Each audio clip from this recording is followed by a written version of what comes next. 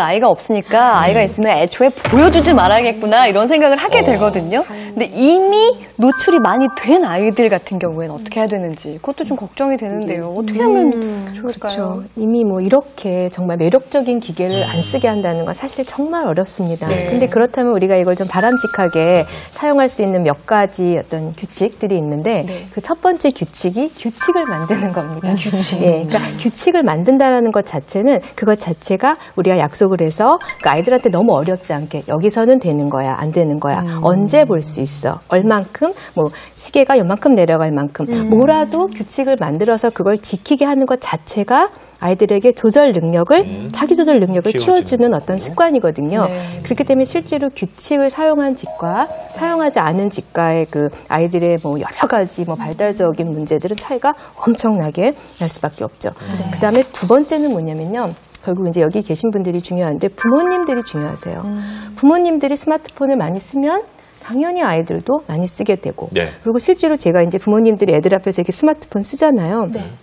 영미와 아기들은 부모를 이렇게 보면서 굉장히 우울한 표정을 짓는 거를 봐요. 이 어떤 상호작용, 이 커뮤니케이션 채널이 끊기는 거예요. 때문에 어쨌든 부모부터 너무 쓰고 싶지만 네. 참으셔야죠. 애들도 참는데 자기가 그걸 참으면 안 되겠어요. 그래서 모범을 보여주셔야 되고 세 번째 이게 참 중요해요. 만약에 쓴다면 아이들이 쓰는 내용이 뭔지 잘 보시고 함께 사용하시는 것도 중요해요. 어떤 부모님이 우리 애가 너무 비디오 게임을 하는데 혹시 내가 걔랑 같이 게임을 하면 좀 나을까? 하고 물어보시더라고요. 맞아요. 훨씬 나아요. 그것을 같이 하고 그 컨텐츠가 뭔지를 보고 더 중요한 건 이제 그걸 가지고 이야기를 그것을 빌미로 이야기를 계속 나눠갈 수 있겠죠. 그래서 그런 어떤 습관들이 그나마 스마트 기기를 사용할 수밖에 없는 이런 환경에서 아이들을 좀 건강하게 키울 수 있지 않나 이렇게 생각합니다. 네. 그러니까 말씀 들어보면 정말 부모의 역할이 중요하구나라는 생각을 하게 되는데 그만큼 궁금한 점도 참 많으신가 봐요. 우리 똑똑이맘 커뮤니티에 또 고민들이 많이 올라와 있죠? 네. 자, 먼저 아이들 놀이 공간이 없는 곳에서 시선을 스마트폰에 붙잡아두는데 매번 걱정입니다. 디지털화된 것은 걱정되지 않지만 이 종이책이 지닌 장점을 느끼지 못할까 봐 걱정입니다. 전자책으로 수업을 할 예정이고 이미 하고 있는 곳도 있어요. 이런 사연들이 올라왔습니다. 근데 참 이게 아까도 말했지만 필요악 같은 생각이 들어요. 그러니까 잘만 활용하면 좋은 어떤 교육 기기가 되기도 할 것 같거든요. 근데 이게 잘못하면 혹시나 뭐 아이들 정서나 뭐 인지 발달에 어려움이 생기니까 그게 문제인데요. 저 같은 경우는 좀 좋은 쪽으로 활용을 해서 감동을 크게 받았던 게 첫째가 한 3살 정도 됐었는데 집에 이제 일 끝나고 갔더니 덩덕기 타춤 그러면서 탈춤을요 입에서 그 옛날 그 바나나 탄 끼끼인가 뭐 있어요. 그걸 보고 혼자서 배운 거예요. 낮에 그걸 배워서 밤에 이제 아빠가 그걸 보여주는데 감동에 눈물을 흘렸어요 그때. 좋은 거예요, 사실은. 그건 괜찮아요. 그렇죠. 어쩌면 거기서 이어지잖아요. 네. 디지털에서 아날로그로. 그렇게 확장해 주시는 건 참 현명하신 거예요. 그거를 그냥 피곤해서 말아. 이러시면 안 되겠지만. 그건 같이. 괜찮고요. 네. 아니 저희 애도 그러면 그 태블릿 PC를 보면서 그 전 세계 채널이 있으니까 네. 그걸 보면서 외국 꼬마아이가 하는 걸 보면서 색깔을 옐로우, 레드를 그런 식으로 배웠고 손가락송, 데디, 핑걸 뭐 이러면서 이건 아빠고 이건 엄마고 이런 걸 배우면서 요거 잘만 활용하면 되겠는데 뭐 이런 어떤 야, 전 세계들 거 다 보려면 이거 효과를 보겠는데라고 이렇게 잠깐 현혹된 적이 있었거든요. 근데 그것도 애가 너무 의존하지 않게 조율을 잘 해야 될 것 같은데 좀 현명하게 할 수 있는 방법이 필요할 것 같아요. 그렇죠. 어쨌든 아이들은 그 디지털 미디어에서 엄청나게 많은 것을 학습할 수가 있어요. 근데 중요한 건 뭐냐면 아이들은 이런 것들을 변별하는 능력이 굉장히 부족해요. 그래서 위험한 거예요. 예를 들어서 어떻게 보면 디지털 미디어 안에 있는 것들은 다 상징물이에요. 실제물이 아니죠. 그렇죠. 그렇기 때문에 부모는 아까 이제 거기서 배운 거를 진짜 사람이랑 같이 해보고 엄마랑 같이 해보고 아빠랑 같이 해보면서 이렇게 이어지는 어떤 경험들이 굉장히 중요해요. 그렇기 때문에 부모님들이 해야 되는 거는 아이들이 그 미디어에서 도대체 무엇을 보는지를 계속 인지하고 확인하고 그리고 약간 규제를 하셔야 돼요. 그러고 난 다음에 더 중요한 거는 그걸 가지고 이야기, 뭐 몸으로 나누셔도 되고 뭔가 나눌 수 있는 거죠.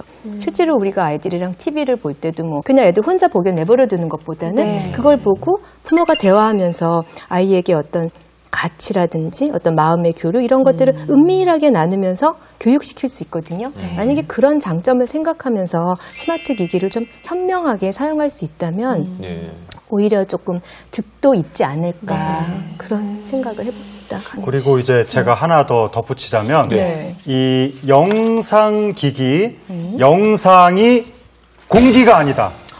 공기라는 거 우리가 항상 있잖아요, 이렇게.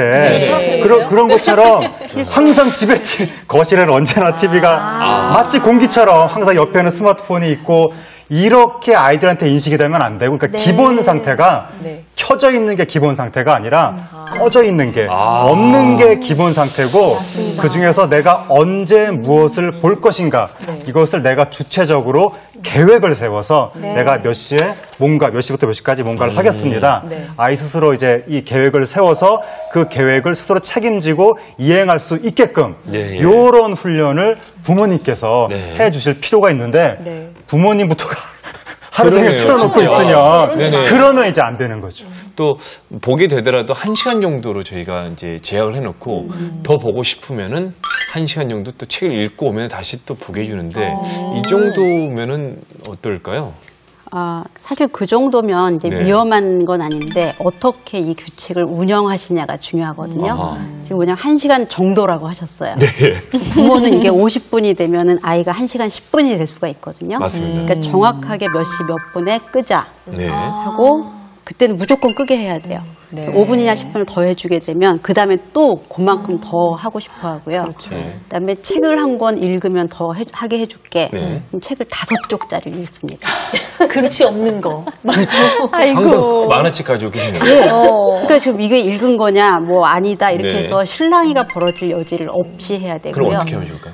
그러니까 그럼 부모가 지정을 해줄 수가 있고요. 예. 그다음에 시간은 거의 분까지 지켜서 꺼야 되고요. 그다음에 또 중요한 게 있습니다. 네.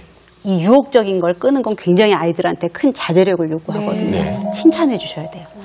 어디가 더 하고 싶을 때인데도 잘했다. 아빠랑 약속해서 이렇게 지키는구나.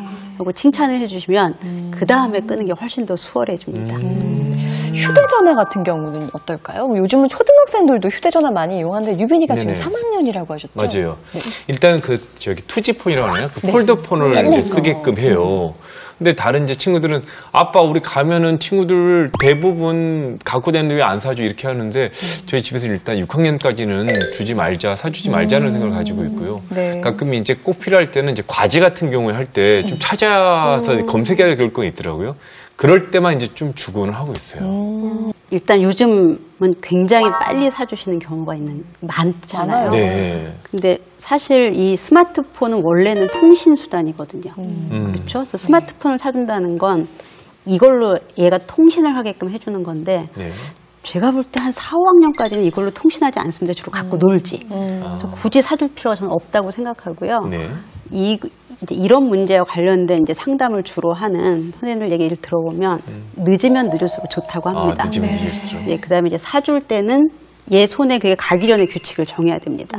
이미 줘서 익숙해진 다음에 규칙을 정하면 네. 그다음에는 말을 안 들을 가능성이 많고 완전히 압수를 안 하면 이제 이불 속에서 아주 늦게까지 합니다.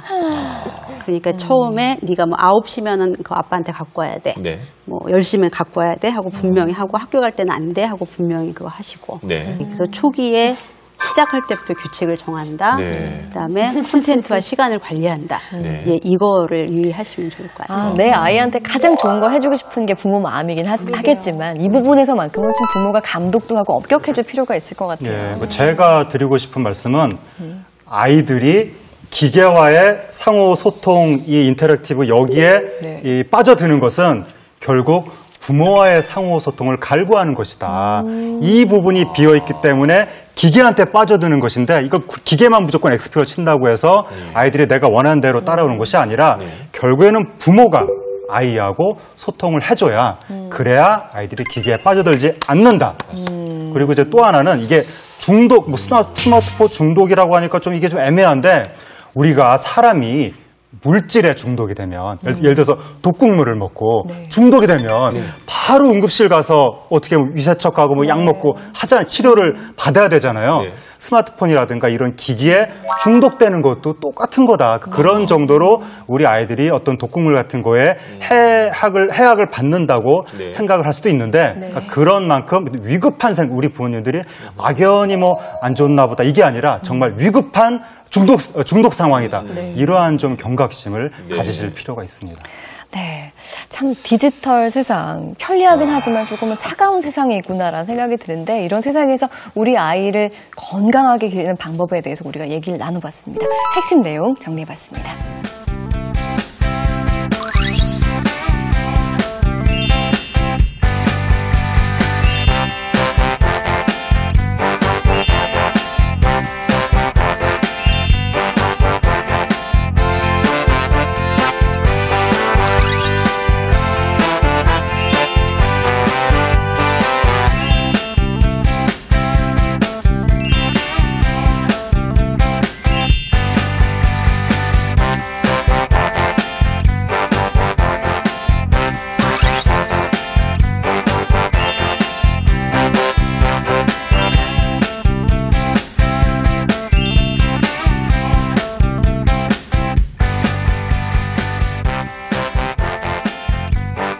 네, 오늘 핫 이슈 디지털 기기 우리 아이들에게 어떻게 교육을 해야 되는가 좀 고민을 함께 나눠봤는데요. 우리 아이 기르시니까 두 분 어떻게 보셨어요? 저는 오늘 좀 정말 충격적이었던 게 신학성이 느껴져요. 네네. 표정에서. 네.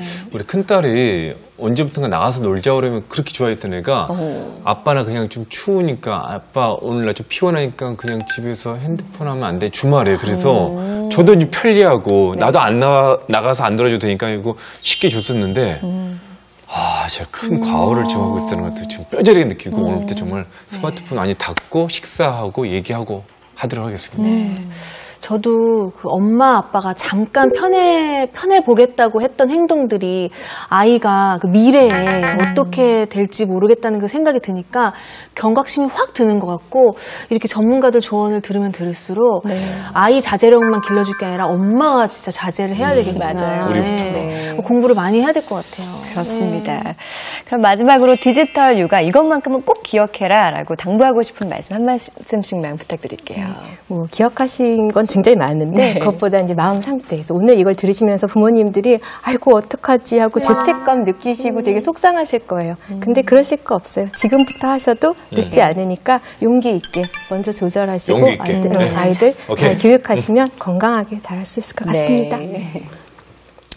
아이들한테 가급적 좋은 걸 주고 싶은 게 부모 마음이잖아요.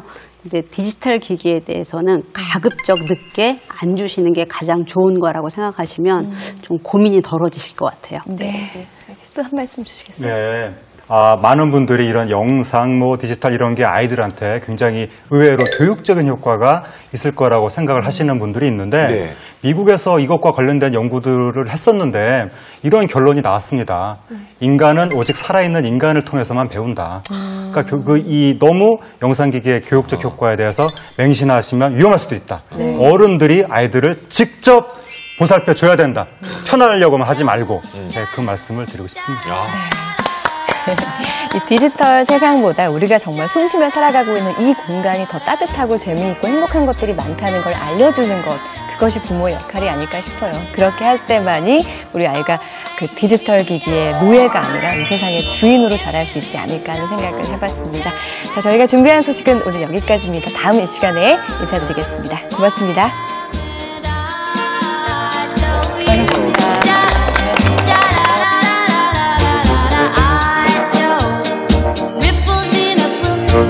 Maybe